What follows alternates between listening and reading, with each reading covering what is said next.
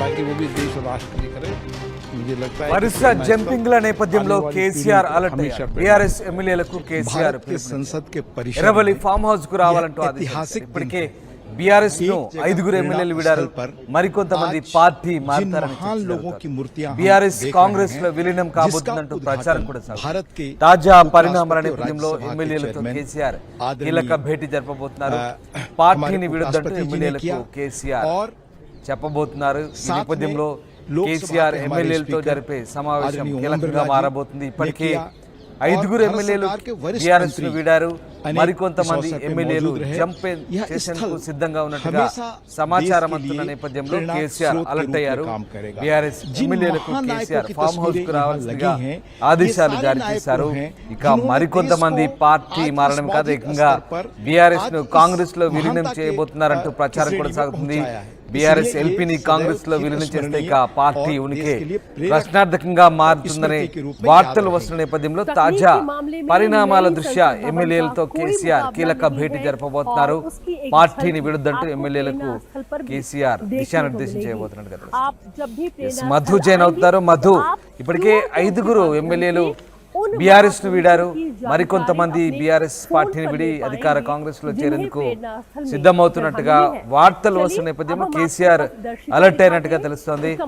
ఎమ్మెల్యేలతో కేసీఆర్ మీటింగ్ పెట్టబోతున్నట్టుగా తెలుస్తోంది. దీనికి సంబంధించిన అప్డేట్స్ ఏంటి? కేసీఆర్ ఎమ్మెల్యేలని మీటింగ్ కి పిలిచారా?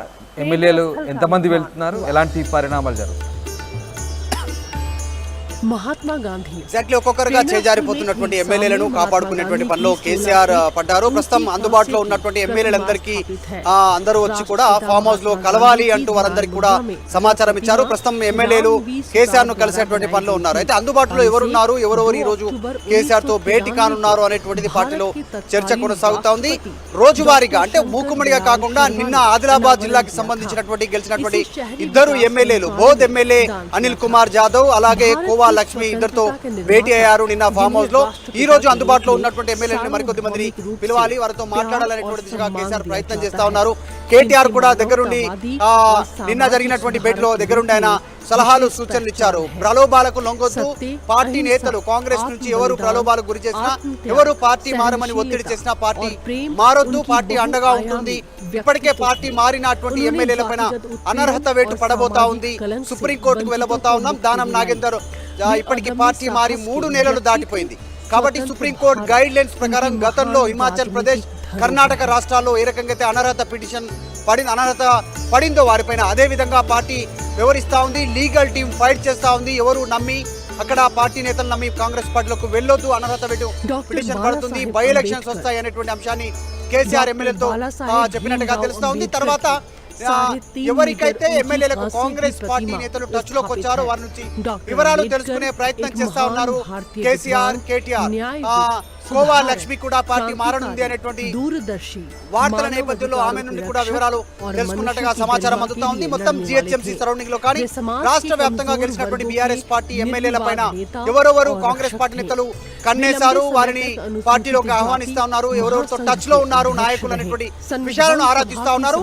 ప్రస్తుతం కాంగ్రెస్ పార్టీ సంబంధించినటువంటి ప్రభుత్వం ఎలాంటి వ్యూహంతో ముందుకు వెళ్తా ఉంది, వారికి సంబంధించినటువంటి ఏ రకమైనటువంటి స్టెప్ ఉండనుంది అనేటువంటిది ఇప్పటికే 5 మంది ఎమ్మెల్యేలు కాంగ్రెస్ పార్టీ చేరారు. దానం నాగేందర్, తెల్లం వెంకట్రావు, కడియం శ్రీహరి, తర్వాత పోచారం శ్రీనివాస్ రెడ్డి, డాక్టర్ సంజయ్ కుమార్, వీళ్ళంతా పార్టీ మారారు.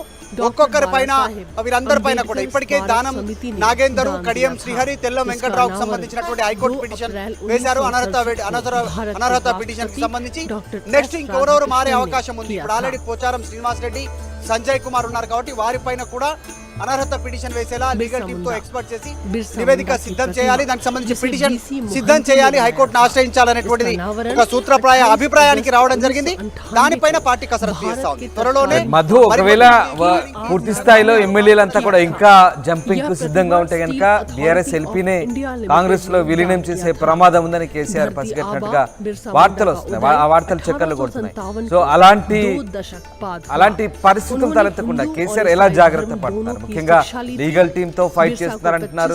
హైకోర్టు అలాగే సుప్రీంకోర్టు కూడా ఆశ్రయించబరుస్తున్న నేపథ్యంలో అంటే పార్టీ ఫిరాయింపుదారులకు సంబంధించి సో ఇంకా ఎట్లాంటి జాగ్రత్తలు వహిస్తున్నారు? ఇవాళ ఎమ్మెల్యేలతో జరిగే భేటీలో ఎమ్మెల్యేలకు ఎలాంటి ధైర్యం చెప్పే అవకాశం ఉంది, వాళ్ళని ఎట్లా దారిలోకి తీసుకొచ్చే అవకాశం ఉంది? बिरसा ने अपने छोटे से जीवन में ఎగ్జాక్ట్లీ 2018 సంవత్సరంలో జరిగినటువంటి అసెంబ్లీ ఎన్నికల తర్వాత కాంగ్రెస్ సిఎల్పి పూర్తి స్థాయిలో బీఆర్ఎస్ ఎల్పీలో విలీనమైంది.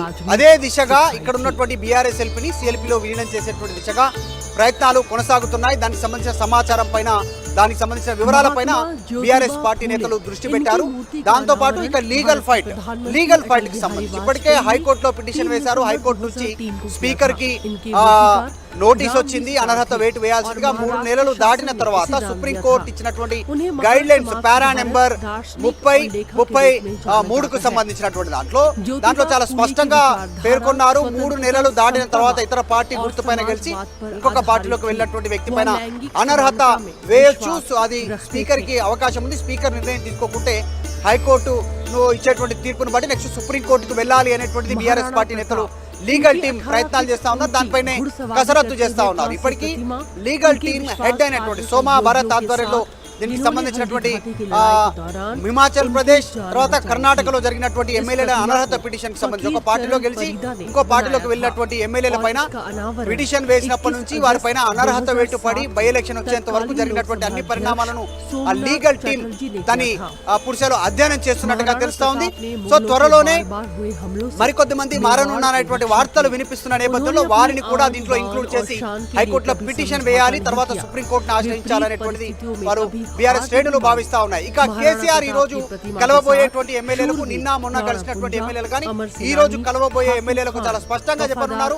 అనర్హత పిటిషన్ పడతా ఉంది, మీరు తొందరపడి పోవద్దు, అనర్హత మళ్ళీ బై ఎలక్షన్ వస్తుంది, కాంగ్రెస్ ప్రలోభాలు గట్టి పరిస్థితుల్లో లొగ్గొద్దు, వచ్చేటువంటి రోజుల్లో బీఆర్ఎస్ ప్రభుత్వం అధికారంలోకి ఉంటుంది, బీఆర్ఎస్ నే ప్రజలు విశ్వసిస్తారు, కాంగ్రెస్ ఇచ్చిన హామీలు అమలు చేసే సిచ్యువేషన్ కానీ ఆర్థిక పరిస్థితులు కానీ ఇక్కడ ప్రస్తుతం లేవు.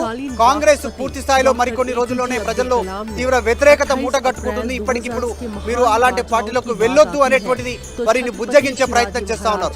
ముఖ్యంగా ఎవరెవరితో కాంగ్రెస్ పార్టీ నేతలు టచ్ లో ఉన్నారు, బీఆర్ఎస్ పార్టీ నేతలతో, ఎమ్మెల్యేలతో వారిని బుజ్జగించే ప్రయత్నాలు చేస్తా ఉన్నారు. ఈ భేటీలో ముఖ్యంగా కేసీఆర్, కేటీఆర్ చాలా కీలకంగా వ్యవహరిస్తా ఉన్నారు.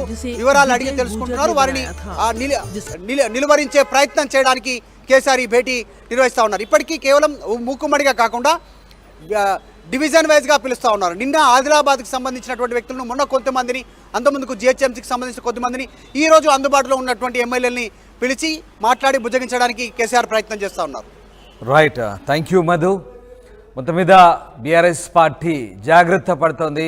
ఎమ్మెల్యేలు ఒక్కొక్కరిగా చేజారుతుండడంతో పార్టీ చర్యలు తీసుకోబోతోంది. అందుబాటులో ఉన్న ఎమ్మెల్యేలతో, అలాగే బీఆర్ఎస్ పార్టీకి సంబంధించిన మొత్తం ఎమ్మెల్యేలందరినీ కూడా ఫామ్ హౌస్కు రావాల్సిందిగా కేసీఆర్ పిలిచినట్టుగా తెలుస్తోంది. ఎమ్మెల్యేలతో కేసీఆర్ సమావేశం కాబోతున్నారు. ఇప్పటికే బీఆర్ఎస్ను 5గురు వీడారు, మరికొంతమంది పార్టీ మారుతారని చర్చ ఉంది. అంతేకాదు బీఆర్ఎస్ ఎల్పీని కూడా కాంగ్రెస్లో విలీనం కాబోతుందంటూ ప్రచారం కూడా సాగుతున్న నేపథ్యంలో కేసీఆర్ అలర్ట్ అయ్యారు. తాజా పరిణామాల నేపథ్యంలో ఎమ్మెల్యేలతో కీలక భేటీ జరపబోతున్నారు. పార్టీని విడొద్దంటూ ఎమ్మెల్యేలకు కేసీఆర్ ధైర్యం చెప్పబోతున్నారు.